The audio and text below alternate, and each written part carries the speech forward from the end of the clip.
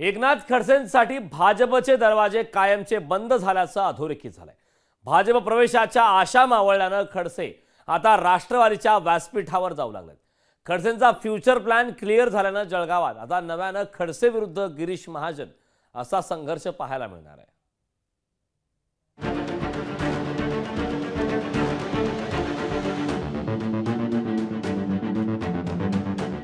भारतीय जनता पार्टीमध्ये नड्डाजींच्या हस्ते माझा प्रवेश झालेला आहे, परंतु त्या प्रवेशाला काही लोकांनी विरोध केलेला दिसतो आहे आणि म्हणून तो जाहीर झालेला नाही।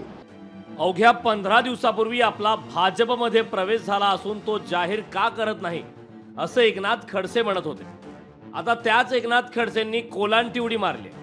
जे खडसे गेल्या 6 महिन्यांपासून भाजपच्या वेटिंग लिस्टवर होते तेच खडसे आपण कधी भाजपमध्ये प्रवेशाची मागणीच केली नसल्याचा दावा करतायत। आपण राष्ट्रवादी कधीच सोडली नव्हती असं खडसे सांगू लागले।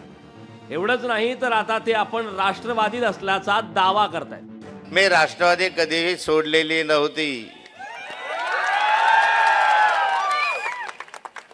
मी भाजपमध्ये मला प्रवेश द्या असं कधीही म्हटलं नव्हतं। मला भाजपमध्ये या म्हणून आमंत्रण होते आणि ते कसे होते ते तुम्हाला माहिती नाही। माननीय शरद पवार साहेब आणि जयंतराव पाटील साहेब या दोघांनाच फक्त माहिती आहे। एकनाथ खडसेंनी मारलेल्या कोलांटी उडीवर गिरीश महाजनांनी टीकास्त्र सोडले। खडसेंनी केलेल्या घुमजावावर कीव येत असल्याचा टोला गिरीश महाजनांनी लगावलाय।